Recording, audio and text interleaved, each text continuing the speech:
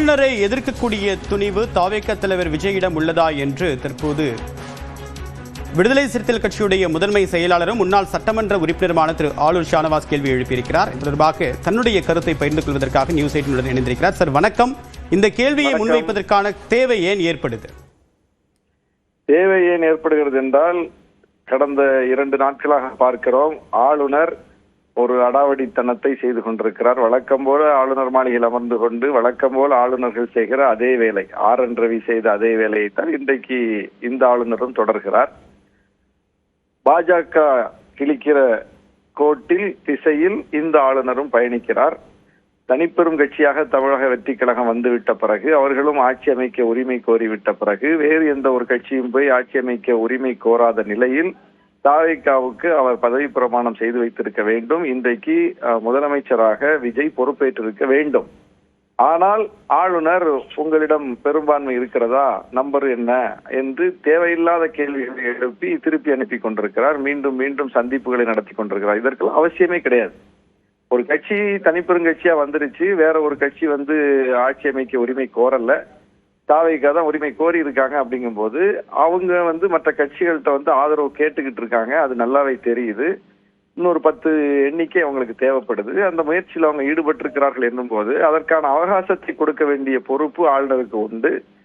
அதுவரையிலும் காலத்தாழ்வு செய்யாமல் பதவி பிரமாணம் செய்து வைக்க வேண்டிய பொறுப்பும் ஆளுநரை சார்ந்தது. பெரும்பான்மை நிரூபிக்க வேண்டிய இடம் ஆளுநர் மாளிகை கிடையாது.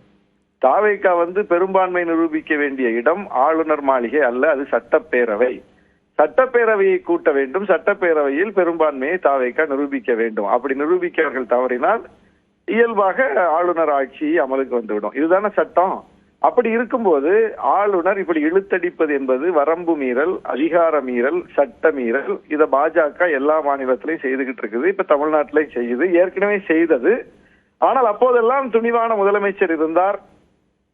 மு.க. ஸ்டாலின் ஒரு வலிமையான தலைவராக இருந்து அதை முறியடித்தார். சட்டமன்றத்தில் ஆளுநர் உரையில RN ரவி வேடிக்கை காட்டிய போது, வினை செய்த போது, வம்பு செய்த போது அந்த இடத்திலேயே அதை முறியடித்து ஒரு தீர்மானத்தை கொண்டு RN ரவிக்கு அங்கேயே பதிலடி கொடுத்து அனுப்பினார் மு.க. ஸ்டாலின்.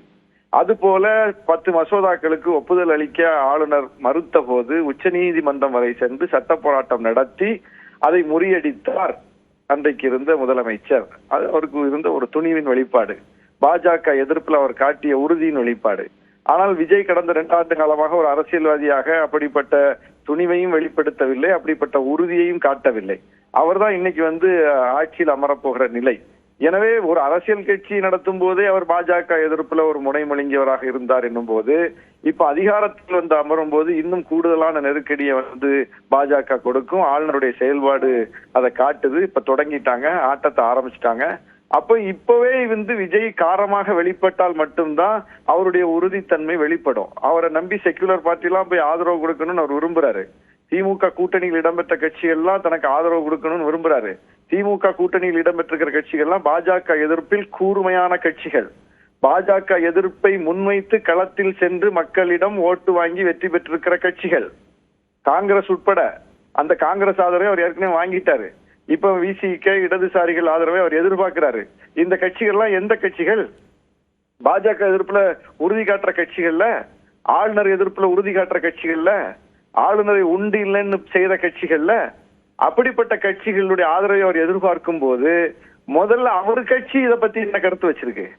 இன்னைக்கு எல்லா கட்சியும் கண்டிக்குது. ஏன் இப்ப அவரோட சேர்ந்த காங்கிரஸ் இன்னைக்கு அறிவிச்சிருக்காங்க, ஆளுநரை எதிர்த்து நாங்க போராட்டம் பண்ண போறோம்னு. ஆனால் தாவேகா இதுவரைக்கும் வாய் திறந்திருக்கா? எங்களை இப்படி செய்வது தவறு, சட்டப்படி எங்களை அனுமதிக்க வேண்டும் அப்படின்னு தாவேகா எங்கேயாவது சொல்லியிருக்கா? விஜய் எங்கேயாவது சொல்லியிருக்காரா? ஆளுநர் இப்படி தன்னை நடத்துகிறார் என்றாவது சொல்லியிருக்கிறா தாவேகா? அப்போ அவங்கள்ட்ட இருக்கக்கூடிய இந்த துணிவின்மை, இந்த உறுதி தன்மை இல்லாத தன்மை, இதுதான் இங்க மிகப்பெரிய கேள்விக்குறி. அப்ப இவரை வச்சுக்கிட்டு எப்படி நீங்க பாஜக எதிர்ப்பு அரசியலை முன்னெடுப்பீங்க?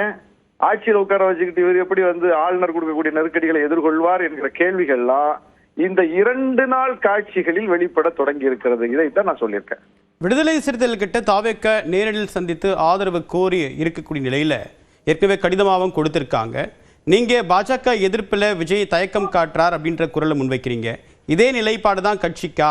கட்சி ஆதரவு தர முன்வருமா? இதன் காரணமா பின்வாங்க வாய்ப்பு இருக்கா?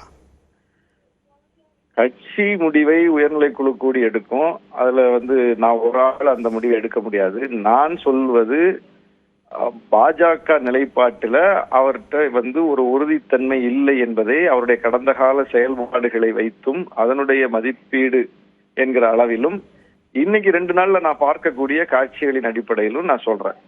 இதுல ஃபேக்சுவல் எரர் இருந்தா நீங்க சொல்லுங்க, இதுல ஏதாவது அவதூறு இருந்தா சொல்லுங்க, இதுல ஏதாவது காழ்ப்பின் அடிப்படையில நான் பேசுறேன்னா நீங்க சுட்டி காட்டுங்க, நான் திரும்ப பெற்றுக்கிறேன். ஆனால் நான் சொல்வது, நான் வைக்கக்கூடிய கேள்வி என்பது தர்க்கம் சார்ந்தது, லாஜிக்கானது. அந்த கேள்வி தமிழ்நாட்டு மக்களின் கேள்வி. இதை வெளிப்படுத்த வேண்டியது ஒரு அரசியல் கட்சியின் கடமை, ஒரு அரசியல்வாதியின் கடமை. இதை நம்ம இப்படிலாம் கேட்டுத்தான் நம்ம கடந்த காலங்கள்லயும் செயல்பட்டு இருக்கோம். திமுக கூட்டணியிலேயே பயணித்தாலும் கூட ஆளுநர் கொடுக்கக்கூடிய அடாவடித்தனத்தை பேசாம இருந்திருக்கோமா?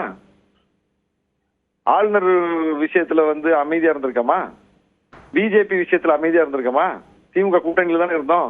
அது கூட்டணிக்கு சிக்கலாயிரும், ஆளுங்கட்சிக்கு ஏதாவது நெருக்கடி ஆயிட போகுது அப்படின்னு அமைதியா இருந்தோமா? அல்லது முன்னும் சொல்றேன், சட்டமன்றத்தில் ஆளுநர் உரையை முதல்ல புறக்கணித்து வெளியேறிய கட்சி விசிகே. நாங்க அன்னைக்கு பண்ணோம் சட்டமன்றத்துல. ஆளுநர் உரை என்பது அரசின் உரை. ஆனால் ஆர்.என். ரவியை எதிர்க்க வேண்டும் என்பதற்காக ஆளுநர் உரையவே புறக்கணித்து முதலில் வெளிநடப்பு செய்தோம். அப்போ நாங்க அப்படிதான் நாங்க செயல்பட்டு இருக்கோம். இப்பவும் அதை அப்படிதான் பார்க்கிறோம். உங்களுடைய கருத்துக்களுக்கு மிக்க நன்றி திரு ஆலூர் ஷானவாஸ்.